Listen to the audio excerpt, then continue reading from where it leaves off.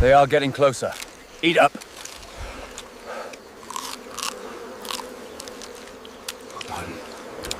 January 1943. A dense morning mist clings to the jungles of New Guinea. Japanese soldiers move in silence along narrow, muddy trails, their uniforms soaked, boots heavy with clay. The air smells of damp earth, sweat, and smoke from distant skirmishes. A young private pauses, unwrapping the day's ration, a simple bundle of rice, a thin slice of preserved fish, and a small cube of pickled vegetables. He inspects it with a practiced indifference, his brow furrowed. Whispers pass among the men, mocking the foreign rations they've heard about from captured American scouts. Somewhere in the distance, artillery thunders, a reminder that the front lines are unforgiving. The men eat quickly, chewing mechanically, their eyes scanning for signs of enemy movement. No one speaks of the American K-rations rumored to be superior, fortified, and tastefully packaged. Pride and discipline forbid it. Yet, in this humid, unforgiving theater, survival is precarious, and tomorrow's march promises deeper exhaustion. What they dismiss with scorn today will become a source of desperate craving tomorrow, once the fortunes of war cast them as prisoners, tasting the very food they once derided.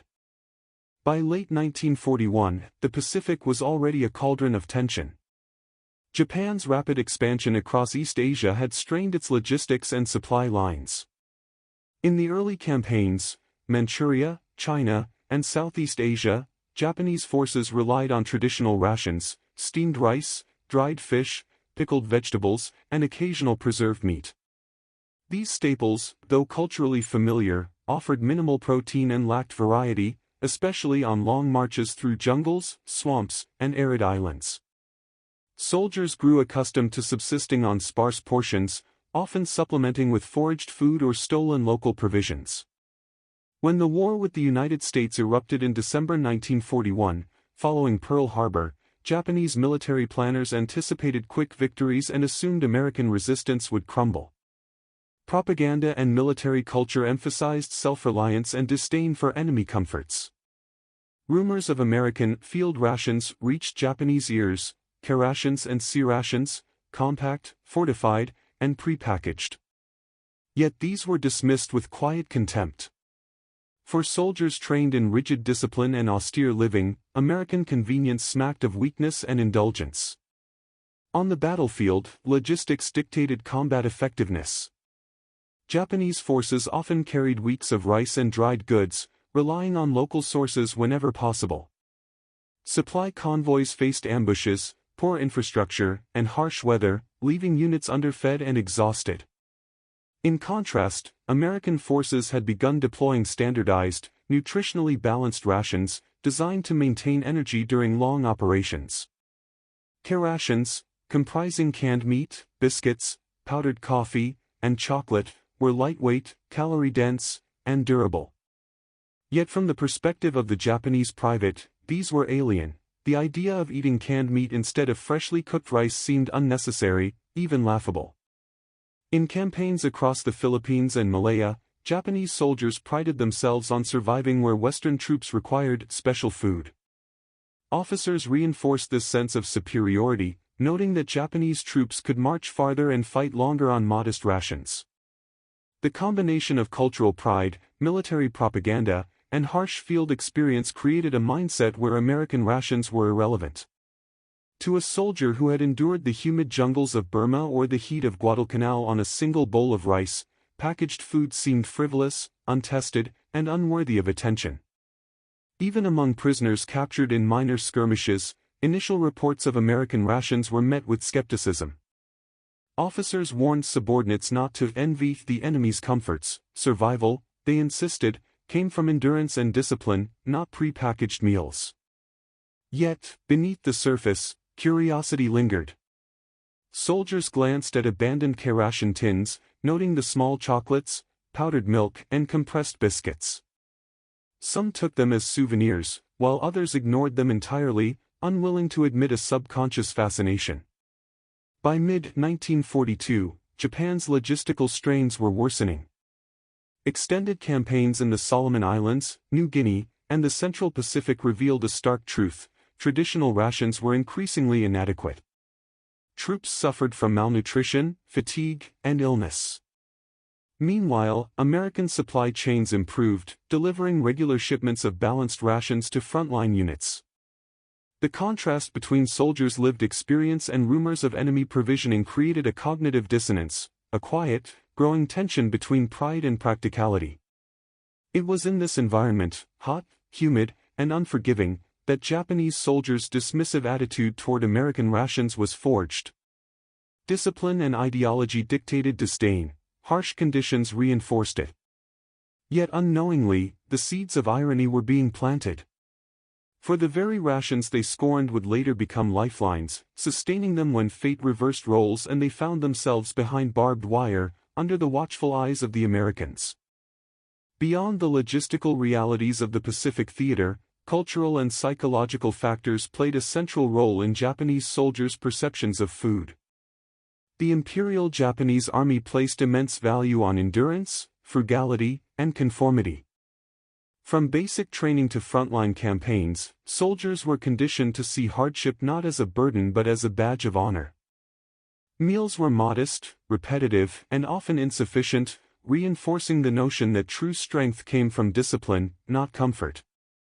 The idea of consuming foreign, pre-packaged rations conflicted with this ethos. American K-rations, with their compact tins of meat, biscuits, coffee, and chocolate, were perceived as unnecessary luxuries.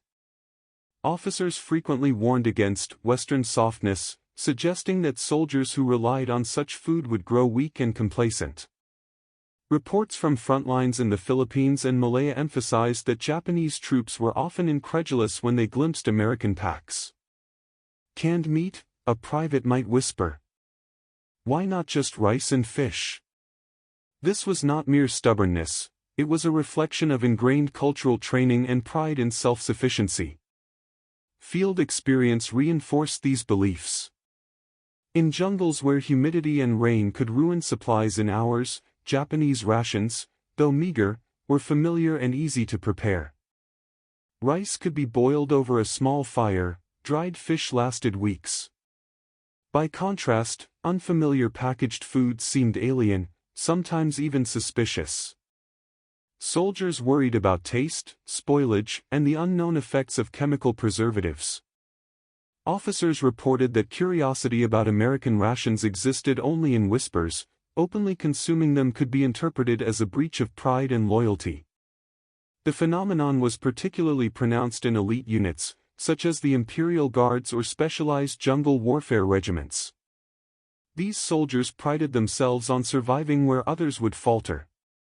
Accepting enemy food was a symbolic surrender, undermining years of training and collective honor. In letters home and diaries recovered after the war, soldiers often expressed contempt for the foreign tins they encountered, emphasizing that no self-respecting Japanese soldier would stoop to such comforts while his comrades endured the same hardships on traditional rations.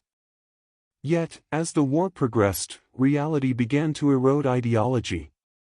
Extended campaigns in New Guinea, the Solomons, and Burma exposed critical weaknesses in Japanese supply chains. Troops often went days without adequate food, subsisting on foraged roots, insects, or spoiled rations. Malnutrition became rampant, particularly among troops isolated on islands cut off by American naval and air superiority. Officers noted declining morale and increasing susceptibility to disease. Ironically, the very rations that had once been dismissed as Western frivolity represented an untapped solution to a growing survival crisis. By the time Japanese soldiers began surrendering, these cultural biases were tested to the limit. The contrast between their own starved, improvised meals and the orderly, nutritionally balanced American rations was stark. K-rations, initially mocked, were now the focus of longing, the taste of which became both a comfort and a bitter reminder of earlier pride. Reports from POW camps in the Philippines, Okinawa, and Burma describe initial hesitation, then cautious acceptance, and eventually a near-desperate appetite for the food they had scorned. This cultural and logistical clash, between pride, discipline, and practical survival, set the stage for one of the war's quiet ironies. Japanese soldiers, hardened by austerity and trained to dismiss American convenience, would come to rely on it entirely. The irony was not lost on the men themselves. The rations once viewed with suspicion now became lifelines. The intersection of psychology, ideology, and necessity illustrates a universal truth of warfare: survival often forces reconsideration of what was once rejected. And it was this very intersection, human pride, cultural identity, and the stark demands of survival, that provides multiple lenses through which we can examine this story. The next phase of our documentary will explore these angles, the human, tactical, technological, and leadership perspectives that shaped this unusual encounter between soldiers and the rations they once dismissed. For the Japanese soldier in the Pacific, life was a constant negotiation between endurance and exhaustion. Days were defined by humidity, mud, and the ever-present specter of disease. In this context, food was more than sustenance, it was a barometer of morale. Soldiers were trained to endure hunger as a mark of discipline, yet the mind cannot ignore the pangs of emptiness. Anecdotal accounts from diaries and letters reveal the quiet resentment that built among troops forced to subsist on meager rice, dried fish, and pickled vegetables. Even as officers preached stoicism, soldiers would sometimes covertly exchange portions, or salvage what they could from local flora and fauna. When whispers of American K-rations reached Japanese lines, they were met with skepticism. Canned meat, soldiers would scoff. We do not need such things. Yet curiosity lingered. The human mind, even under strict discipline, cannot completely reject the lure of novelty. While overt consumption was considered shameful, many soldiers found themselves intrigued by descriptions of chocolate, biscuits, and coffee, the comforts of an enemy so often portrayed as decadent. This tension between cultural pride and natural human curiosity set the stage for the dramatic reversal that would come when these men became prisoners. Logistics is often the invisible force behind battlefield outcomes. Japanese commanders were acutely aware of the limitations of their supply chains. In jungle and island campaigns, long marches without secure lines of resupply made rationing a tactical necessity. Yet, by relying on traditional staples, the army assumed that soldiers' resilience could compensate for nutritional shortcomings. In reality, fatigue and malnutrition gradually eroded combat effectiveness. Reports from New Guinea and the Solomons highlighted declining stamina, slower reaction times, and higher susceptibility to disease among troops subsisting on rice-heavy rations. By contrast, American planners understood the link between rations and operational efficiency. K-rations were compact, calorie-dense, and designed to maintain energy under extreme conditions.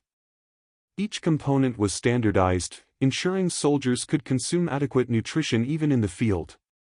This tactical foresight meant that American units could sustain longer patrols, execute complex maneuvers, and recover more quickly from exhaustion. The Japanese dismissal of these rations was thus not only cultural but tactical, a missed opportunity that, in hindsight, contributed to battlefield vulnerabilities. The contrast between Japanese and American field rations was as much about technology as taste. Japanese rations were simple, minimally processed, and highly perishable. Rice, dried fish, and pickled vegetables could survive weeks in the right conditions, but humidity, heat, and poor packaging often rendered them unpalatable or spoiled. Soldiers were trained to cope with these limitations, often cooking over open fires in challenging conditions. American rations, however, reflected industrial innovation. K-rations and C-rations employed vacuum-sealed tins, dehydrated components, and airtight packaging designed to withstand tropical climates. Ingredients were selected for both nutrition and longevity, with calories balanced to maintain soldiers' physical output. Chocolate, powdered milk, and fortified biscuits were not indulgences but engineered components of an energy-sustaining system.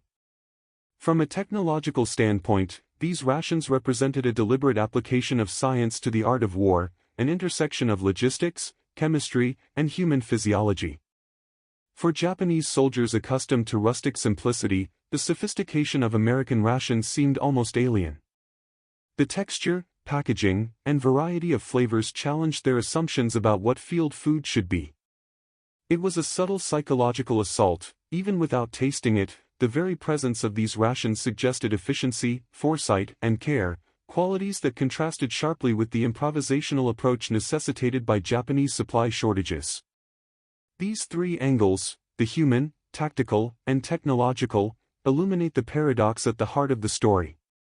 Pride and discipline, when pitted against curiosity and necessity, created a cultural blind spot. Soldiers who might have benefited from the innovations of their adversaries dismissed them out of hand, setting the stage for the profound irony that would unfold when survival stripped away all pretenses. Japanese officers bore the responsibility of maintaining both discipline and morale. In the Imperial Army, officers were expected to enforce strict adherence to tradition, including the rejection of foreign comforts. They believed that dependence on enemy provisions would undermine authority and erode soldiers' pride. Field reports frequently note that officers warned their troops against experimenting with captured rations, framing such actions as dishonorable or cowardly. Yet, leadership was not solely about enforcement, it was also about survival. Commanders confronted the reality that supply shortages could cripple unit effectiveness. Some officers faced difficult decisions: uphold cultural principles, or quietly allow soldiers to supplement their rations with what was available, sometimes including captured American food. The tension between ideology and practicality created moments of silent conflict within the ranks. Diaries recovered after the war reveal commanders grappling with shame and pragmatism, understanding that K-rations were nutritionally superior, but hesitant to admit it. The irony is striking: effective leadership required recognizing the value of what their culture had taught them to despise. From the American perspective, the sophistication of field rations was a deliberate strategy. Logisticians recognized that a well-fed soldier was a more capable soldier. The K-ration was not simply a convenience, it was a force multiplier, allowing troops to operate efficiently in isolated, hostile environments.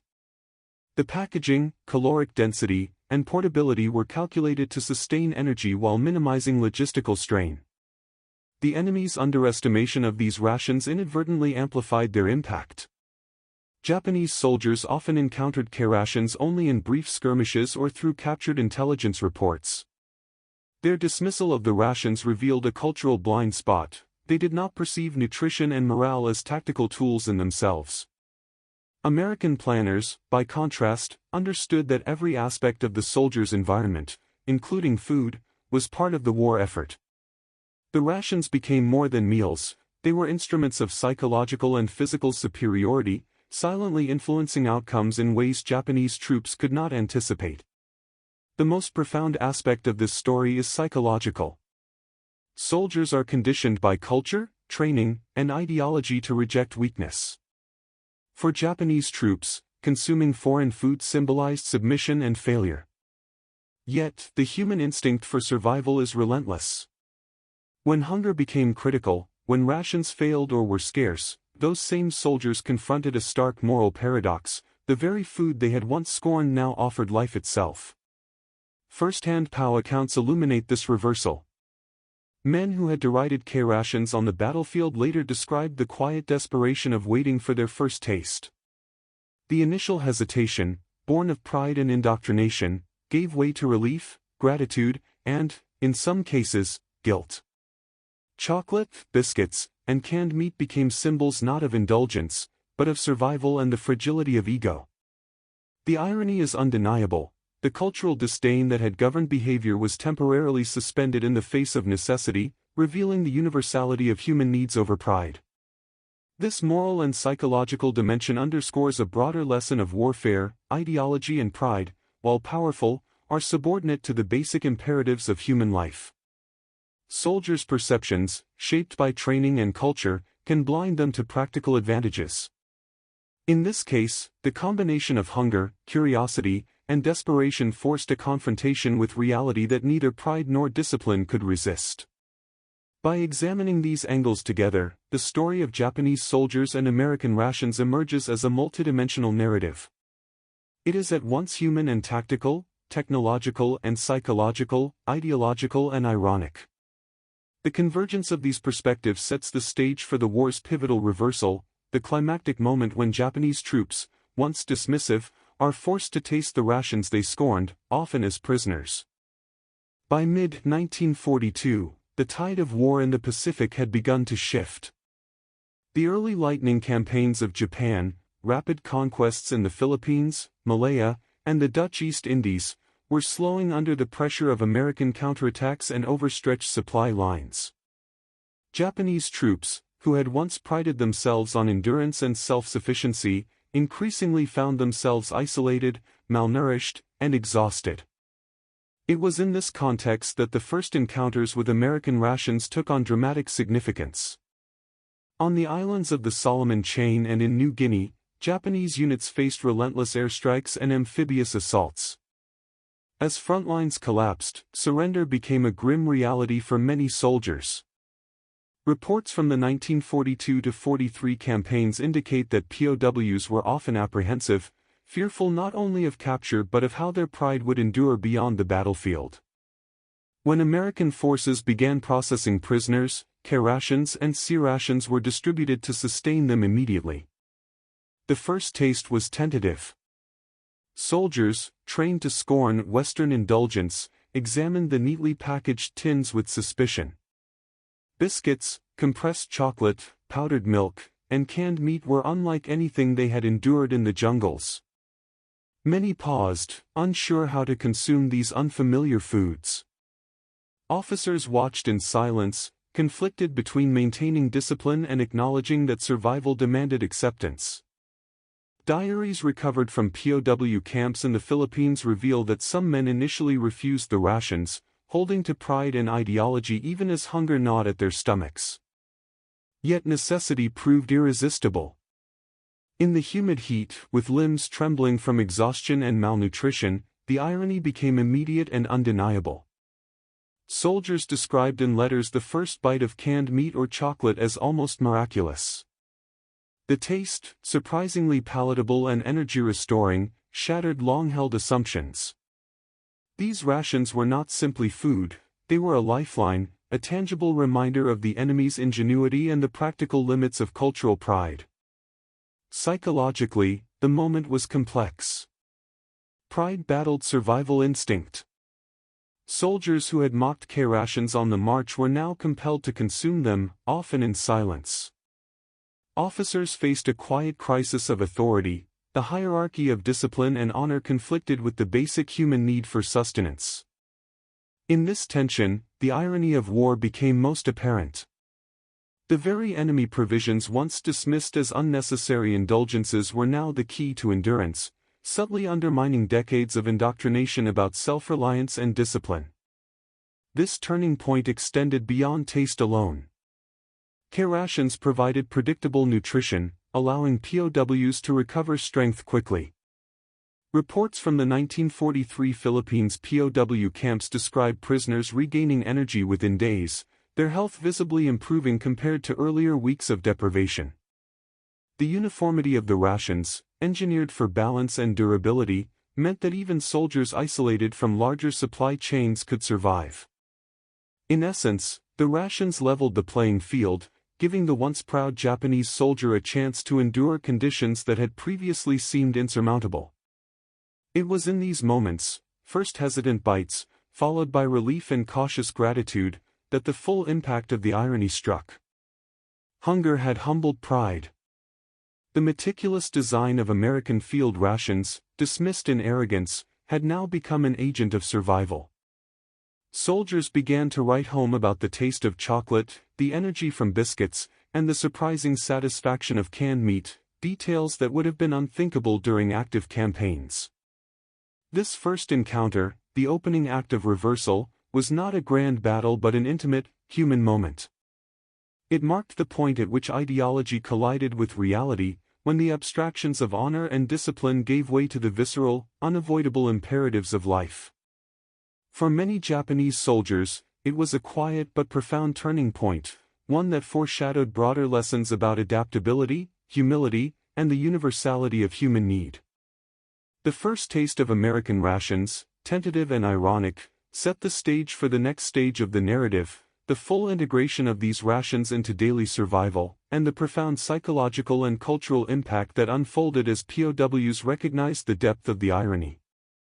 As months passed, the distribution of American rations became routine in POW camps across the Pacific.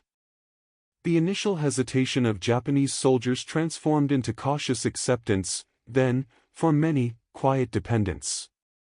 In camps such as those on Leyte, Mindanao, and Okinawa, Japanese POWs who had once mocked K-rations found themselves eagerly awaiting each delivery. Diaries and oral histories described the paradoxical mix of shame and relief. The very food they had scorned became a source of life and energy, forcing an intimate confrontation with pride and necessity. The psychological impact was profound. Officers struggled to maintain authority over men who were simultaneously hungry and humiliated by their reliance on enemy provisions. Some soldiers wrote letters home, acknowledging the ration's quality while carefully framing their gratitude to avoid the appearance of weakness. One POW noted that the chocolate, once derided, provided not just calories but a moment of comfort and normalcy amidst the grim routine of captivity. The biscuits, compact and durable, allowed men to ration their energy during labor assignments, jungle exercises, or long waits in the humid, stifling heat. Nutritionally, the rations delivered more than sustenance, they restored endurance and reduced susceptibility to disease. In earlier campaigns, malnutrition and fatigue had eroded combat readiness. Now, POWs who consumed K-rations regularly regained strength rapidly. Medical officers in U.S.-run camps observed improvements in physical condition within days, soldiers' skin regained color, energy levels rose, and the incidence of illness declined. The rations, designed for efficiency and portability, quietly reinforced survival in a way that traditional Japanese supplies had never achieved. The irony deepened with each passing week. Soldiers who had endured jungles on meager rice now relished canned meat, powdered milk, and energy bars that had been dismissed in battle as decadent indulgences. Cultural pride, which had once dictated disdain, gave way to practicality. Oral histories reveal the internal tension. Many soldiers privately admitted that, had these rations been available earlier, countless lives might have been spared. Yet public acknowledgement was rare, honor and discipline constrained expression, even as survival depended upon embracing what had once been rejected. Beyond nutrition, the rations carried a subtle psychological message. They were tangible evidence of the enemy's logistical sophistication, industrial power, and strategic foresight. The neatly packaged tins symbolized order, planning, and care, qualities Japanese soldiers had been trained to associate with weakness, yet now had to accept as life-sustaining. This dissonance created a profound cognitive shift. The enemy was not merely an opponent on the battlefield, but a provider of what Japanese ideology had labeled unnecessary comforts. Hunger had dissolved barriers of prejudice, revealing the practical merits of what had been dismissed as indulgence. The experiences of Japanese POWs were documented in post-war interviews, revealing recurring themes. Men recounted the initial skepticism, the cautious sampling, and the eventual embrace of K-rations as a lifeline. Officers reflected on the tension between maintaining authority and acknowledging reality. Soldiers described the small pleasures, chocolate, biscuits, canned meat, not as luxury, but as moments of relief in a daily existence otherwise defined by monotony, labor, and confinement. The rations, once an object of mockery, became an essential thread in the fabric of survival, binding together human need and military pragmatism. This turning point illustrates the profound irony at the heart of the story. Pride and ideology, however deeply ingrained, are ultimately subordinate to the imperatives of survival. Japanese soldiers had dismissed American rations during active campaigns, believing them unnecessary or decadent. When fate reversed roles, hunger forced acknowledgement of their true value. In a quiet, human moment, the abstractions of honor and discipline gave way to reality. The rations were not indulgences, they were lifelines, capable of sustaining life, restoring strength, and reshaping perceptions. The surrender of Japanese forces across the Pacific brought a sudden and profound shift in daily life for the soldiers who had once dismissed American rations. Camps in the Philippines, Okinawa, New Guinea, and Burma became microcosms of the irony of war. Men who had endured months of hunger and exhaustion were now sustained by the very food they had scorned in battle.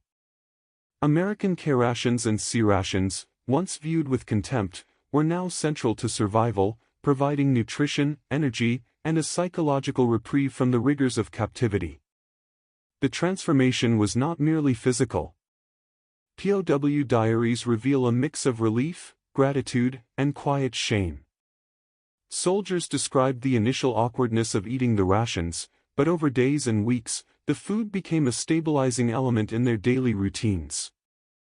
Letters and oral histories document a recurring theme. The rations restored not only strength but a sense of routine and predictability, rare commodities in the uncertainty of imprisonment.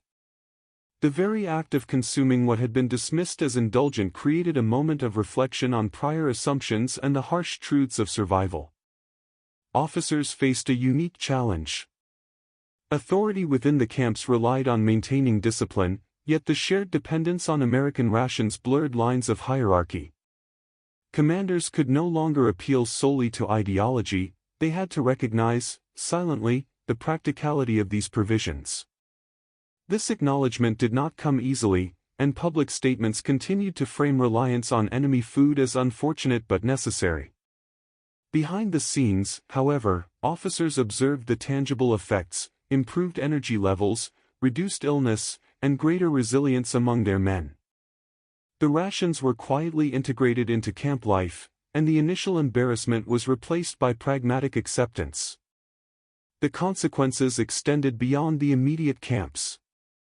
The experience of receiving, tasting, and depending upon American rations left an enduring impression on the soldiers' memory and post-war narratives. Memoirs recount the irony vividly. Men who had once walked past K-rations in disdain now waited eagerly for each tin, ration chocolate, or biscuit, often savoring every bite as if it were a rare delicacy. Anthropologists and historians note that these personal accounts offer insight not just into survival, but into the psychological recalibration required when cultural pride collides with necessity. Nutrition itself became a tangible factor in post-war analysis of Japanese military performance. Studies conducted by both American and Japanese military historians highlight that inadequate rations had contributed to declining combat effectiveness in prolonged campaigns. Soldiers weakened by malnutrition faced greater susceptibility to disease and fatigue, undermining operational capacity. In hindsight, the disciplined scorn of American rations represented a costly cultural blind spot. The very innovations that enhanced enemy performance were dismissed due to pride, ideology, and unfamiliarity. Even as the war ended and repatriation began, the memories of American rations lingered. Soldiers reflected on the stark contrast between life in the field, boiling rice over open fires, surviving on dried fish, and life as POWs, where reliable nutrition restored strength and, in some cases, hope. The rations became symbols of both irony and survival, a testament to the human capacity to endure, adapt, and, ultimately, reconcile pride with necessity. The war's end in 1945 brought Japanese soldiers home, many carrying the lingering memories of captivity and the ironic lessons learned from American rations. For those who had once dismissed K-rations as frivolous, the experience left an indelible mark, a recognition that survival often requires pragmatism over pride. Memoirs, interviews, and post-war studies reveal that this encounter with enemy provisions reshaped personal perceptions and, to some extent, collective military culture. Soldiers reflected on the delicate balance between honor, discipline, and the practical demands of life in extreme conditions. In post-war Japan, returning soldiers shared stories of POW camps with both pride and humility. They recounted the unexpected comfort of chocolate, the energy from biscuits, and the reliability of canned meat. While publicly the tone remained reserved, these accounts emphasized a critical lesson: adaptability and openness to new methods, whether in logistics, technology, or tactics, could mean the difference between life and death. Some officers acknowledged privately that the strict rejection of foreign rations during campaigns had inadvertently endangered troops, underscoring a tension between cultural ideals and battlefield pragmatism. The broader military implications were significant. Japanese post-war military thinkers and historians analyzed supply chain failures, nutritional inadequacies, and the psychological rigidity that had shaped wartime decision-making. Reports highlighted that soldiers' pride had caused them to overlook innovations in enemy provisioning, innovations that not only ensured survival but also enhanced operational effectiveness. These lessons influenced later Japanese military training and logistics planning, emphasizing the integration of practical solutions over strict adherence to tradition. Psychologically, the irony of reliance on enemy rations became a recurring motif in post-war reflection. For many veterans, the memory of those first cautious bites in POW camps symbolized humility, resilience, and the universality of human need. The rations, once mocked, became a quiet emblem of survival, illustrating how circumstance can overturn ideology and reshape understanding. Scholars note that these experiences also fostered empathy. Soldiers who had once seen Americans as adversaries now recognized their ingenuity, foresight, and humanity. In terms of historical narrative, the story of Japanese soldiers and American rations highlights the subtle, often overlooked factors that shape warfare. Victory and defeat are frequently analyzed in terms of strategy, firepower, and territory, yet survival, morale, and nutrition play equally pivotal roles. The seemingly small detail of field rations emerges as a lens to understand broader dynamics, how culture, ideology, and human need intersect under the pressures of war. As veterans returned home, they carried both the physical scars of battle and the intangible lessons of irony, endurance, and adaptation. Their experiences underscore a timeless truth: in war, practicality often supersedes pride, and survival can redefine the very values once held as absolute. These insights naturally lead us to the final reflection, a calm, philosophical closure that considers what this story teaches about history, humanity, and the enduring interplay of necessity and pride. War often forces the collision of ideology and necessity. For Japanese soldiers in the Pacific, the story of American rations embodies this collision with uncanny clarity. Pride and cultural conditioning had dictated disdain for enemy provisions. Yet hunger, exhaustion, and the imperative to survive revealed the truth: sustenance is neither shameful nor indulgent, it is essential. The irony is both human and profound. The very rations once mocked became instruments of life, resilience, and reflection. These small, compact tins of meat, biscuits, and chocolate were more than food. They were carefully engineered symbols of logistical foresight and strategic planning. They illustrate how human ingenuity can shape survival in ways that extend beyond the battlefield. For Japanese POWs, the act of consuming these rations quietly dissolved barriers of pride, exposing the universality of need, the flexibility of human nature, and the subtle ways war teaches humility. Beyond the individual, the story resonates across history. It reminds us that cultural assumptions and rigid adherence to tradition can obscure practical advantages. It shows that survival, at its core, demands adaptability, curiosity, and the willingness to acknowledge value where it was previously unseen. In this sense, a simple ration becomes a lens through which to examine human resilience, the psychology of soldiers, and the delicate balance between honor and practicality. Ultimately, the tale of Japanese soldiers and American rations is both ironic and instructive. It is a story of endurance, of lessons learned under duress, and of the quiet reconciliation of pride with reality. The rations themselves, once dismissed, later cherished, symbolize the enduring human truth that survival often overrides ideology, that necessity reshapes perspective, and that even in the harshest circumstances, small details can carry immense meaning. It is here, in the pause between hunger and fulfillment, shame and relief, that we glimpse the human condition at war, a condition defined not just by conflict, but by adaptation, humility, and the unexpected lessons hidden in a simple meal.